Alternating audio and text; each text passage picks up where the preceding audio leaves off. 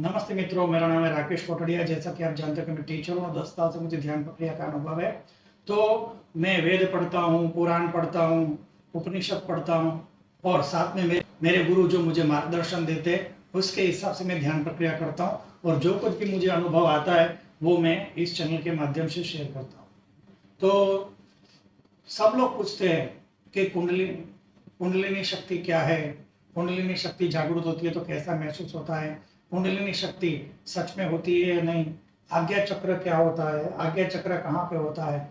बहुत सारे प्रश्न लोग पूछते हैं, पर ज्यादातर लोग यही प्रश्न पूछते हैं कि जब कुंडलिनी शक्ति पूरी तरह से जागृत हो जाती है, मतलब कुंडलिनी शक्ति मूलाधार चक्र से उठ के सहस्त्रार चक्र तक पहुंच जाती है, तब बाद में इंसान को क्या महसूस होता है, कैसा महसूस होता है। ये सबसे बड़ा प्रश्न बहुत बार पूछा जाता है और ज्यादातर लोगों को इस स्थिति में जाने की इच्छा होती है कि उस स्थिति में कैसा होता होगा, महापुरुष सिद्ध लोग को दुनिया कैसी दिखाई देती होगी, क्योंकि दुनिया अनंत विशाल और रहस्यों से भरी है। जिस तरह से किसी इंसान को लग जाए, किसी किसी को कहीं पे कुछ लग जाए तो फ्रैक्चर हो जाए उसके अंदर, लेकिन बाहर से उसकी हमें चमड़ी ठीक लगती है, लेकिन जब एक्सरे किया जाता है तो चमड़ी के अंदर जो हड्डी है उसके अंदर छोटा सा क्रैक दिखता है। ये क्रैक तुरंत मालूम पड़ जाता है कि अंदर से क्रैक है, बाहर से ऐसा ही दिखता है। तो इसी तरह से ये अलग कैमरा है जो मालूम पड़ता है कि अंदर की चीजें बताता है, जो रियल में दिखता नहीं वो भी वो कैमरा देख लेता है। तो मतलब सिद्ध तपस्वी आज्ञा चक्र तक जब पहुंच जाते हैं तो दुनिया को ऐसा नहीं देखते जैसा हम देखते हैं। जैसे कि हवा हमें नहीं दिखती, शायद उनको हवा दिखती हो, हमें आवाज आती और जाती हुई नहीं दिखती, शायद उनको आवाज भी दिखती हो। मतलब प्रकृति का ऐसा कोई भी रहस्य नहीं है जो रहस्य उनको पता नहीं है।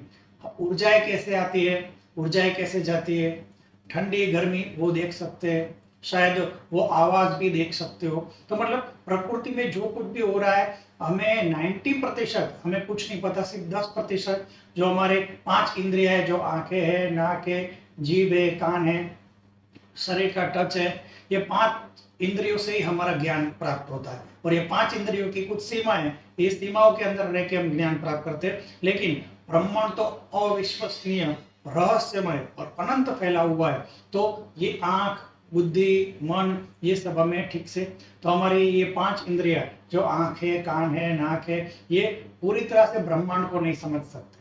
और पूरा ब्रह्मांड को जाने बिना हम परमात्मा को कैसे जान सकते हैं। सबसे पहले ब्रह्मांड के रहस्य समझने होंगे, तब उसको बनाने वाला तो सबसे रहस्यमय का सबसे रहस्यमय है। क्योंकि ब्रह्मांड असीमित है, उसको इंसान ठीक से नहीं जान सकता। अरे ब्रह्मांड को क्या, इंसान खुद के शरीर को भी ठीक से नहीं जानता कि जब वो खाना अलग अलग प्रकार का खाता है लेकिन ब्लड एक ही प्रकार का बनता है। जब खाना खाता है तो किस लेवल पे कौन सी सेकंड में उस खाने को ब्लड में कन्वर्ट किया जाता है शरीर के अंदर, हमें नहीं पता। और कौन मैन है और उसको कौन चला रहा है। अगर दिमाग सब चला है तो दिमाग को कौन चला रहा है। अगर हार्ट सबको पूरी सिस्टम को चला रहा है तो हार्ट को कौन चला रहा है। ये आज भी रहस्य बना हुआ है। कोई भी साइंटिस्ट, डॉक्टर ये नहीं जानते कि अगर हार्ट धड़क रहा है तो किस तरह से धड़क रहा है, उसको कौन चला रहा है। अगर माइंड ही सब कुछ तय कर रहा है तो माइंड को चलाने वाला कौन है। तो हमारे अंदर एक शुद्ध और पवित्र आत्मा है, ये सिद्ध होता है, जो मन और हृदय को कंट्रोल करता है। तो मेन क्या बात है, भगवत गीता के अंदर परमात्मा ने, श्री कृष्ण ने 3 प्रकार के मार्ग बताए उन तक पहुंचने के लिए। मतलब परमात्मा तक पहुंचने के लिए 3 मार्ग है। अगर किसी ने बहुत सारे पाप करके उसकी मृत्यु हो गई तो सब लोग क्या सोचेंगे, तो क्या होगा, पाप के उसका फल ही नहीं मिला तो उसको नया जन्म धारण करने का, क्योंकि उस कर्म का फल तो भोगना ही पड़ता है। अगर बहुत सारे अच्छे अच्छे कर्म करके इंसान मर गया तो लास्ट में जो अच्छा कर्म किया उसके फल तो उसको मिला नहीं, तो नया जन्म धारण करना पड़ता है।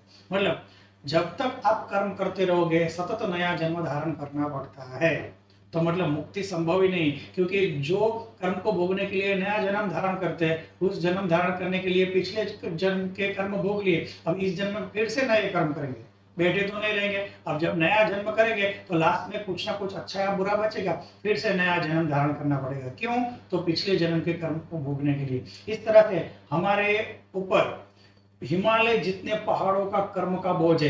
ये हम जो अभी जिंदगी में हमारे साथ अच्छा या बुरा हो रहा है, हमें ऐसा लगता है मैं इतना अच्छा हूं तो मेरे साथ बुरा क्यों हो रहा है, क्योंकि हमारे ये जीवन, हमारा जो शरीर बना है भौतिक शरीर, वो कितने ही जन्मों के कारण आज ये भौतिक शरीर मिला है। तो मतलब कैसे होता है, पानी होता है उसको फ्रीज किया जाए तो कैसा घन स्वरूप सॉलिड फॉर्म में आ जाता है। तो हमारे कर्म इतने सारे हो चुके हैं, ये सारे कर्म भोगने के लिए ये शरीर का सॉलिड स्वरूप मिला है।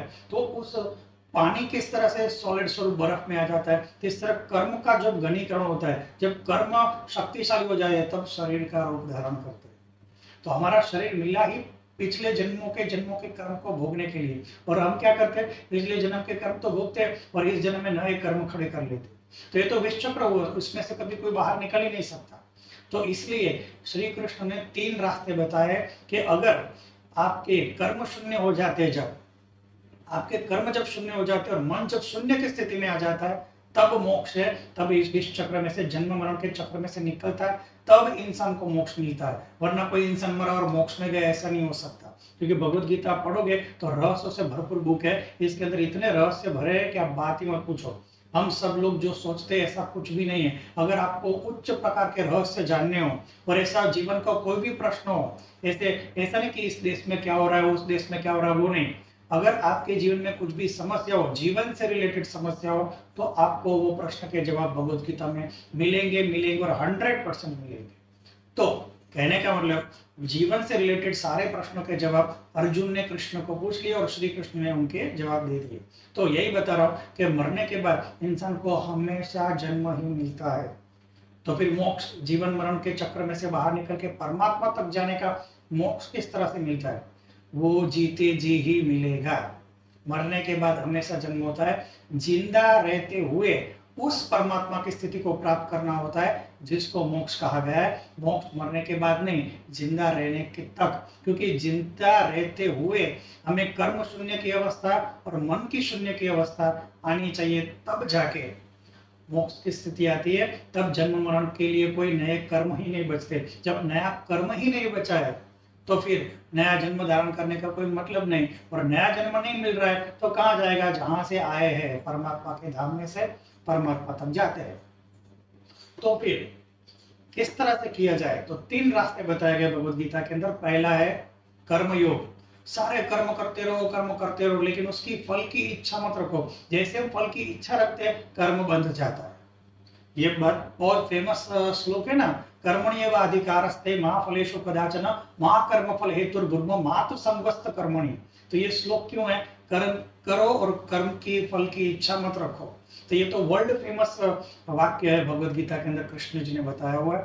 तो ये क्यों है, क्योंकि जैसे हम कुछ काम करते तो अभिमान आता है, इसका फल मुझे मिलना चाहिए। जैसे आप इच्छा करते हो, नया जन्म धारण करना।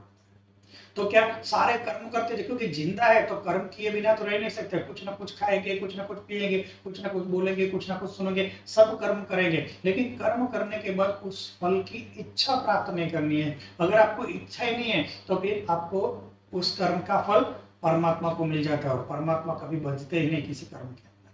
तो कर्म करना चाहिए लेकिन फल की इच्छा ना रखे, तो एक ना एक दिन क्या होगा, पिछले जन्मों के सारे कर्म आप अच्छे या बुरे सारे भोग लोगे, लेकिन इस जन्म के जो नए कर्म उत्पन्न होंगे वो फल की इच्छा आप नहीं रखते हो तो आपको बांधेंगे नहीं। तो क्या कर्म शून्य की अवस्था आ जाए। अब 6ठे अध्याय में जब कुंडलिनी शक्ति जागृत होती है, हमारा मेन टॉपिक तो ध्यान है, मेरा चैनल भी ध्यान के ऊपर आधारित है। तो जब मैं 6ठा अध्याय पढ़ रहा था, तब लास्ट में जब एनलाइटनमेंट होता है गौतम बुद्ध की तरह, परमात्मा, पहले आत्मज्ञान, फिर ब्रह्म ज्ञान, फिर परमात्मा का ज्ञान जब होता है तो किस तरह से होता है, ये यहाँ पे श्लोक में बताया गया है। 6ठा अध्याय के अंदर आप पढ़ोगे तो ध्यान की उच्च स्थिति में इंसान को क्या सिद्धि प्राप्त होती है, कैसा महसूस होता है, वो स्पष्ट बताया गया है। तो 6ठे अध्याय का 29 नंबर का श्लोक में पढ़ रहा हूँ। सर्वभूतस्थ आत्मानं सर्वभूतानि यात्मनि इक्षते योग युक्त आत्मा सर्वत्र समदर्शन। मतलब योग युक्त अंतर्करण वाले समदृष्टि इंसान को सर्व प्राणियों में खुद को और खुद को सर्व प्राणियों में देखता है। मतलब आत्मज्ञान की स्थिति में क्या होता है कि जब ध्यान में अति शुद्ध मन अवस्था आ जाती है, मतलब मन की अत्यंत शुद्ध अवस्था जब आ जाती है, तब इंसान को अपने को सर्व के साथ जुड़ा हुआ देखता है। जो मेरे अंदर है वही सबके अंदर है, उसको शुद्ध और पवित्र आत्मा खुद की और साथ में सब लोगों के अंदर, जीव मात्र के अंदर, वनस्पति, पशु, पक्षी सब के अंदर वही शुद्ध और पवित्र आत्मा है, उसके दर्शन उसको हो जाते हैं। तो इसको कहते हैं आत्मज्ञान। फिर जब और ध्यान करता है तब तीसरे दूसरे लेवल की ब्रह्म ज्ञान की स्थिति वो उसको दिखता है। तो दूसरी ब्रह्म ज्ञान की स्थिति क्या है, तो 30 नंबर के श्लोक में देखते हैं। यो मा पश्यन्ति सर्वत्र सर्वं च मयि पश्यति तस्याहं न प्रणश्यामि सच में न प्रणश्यति।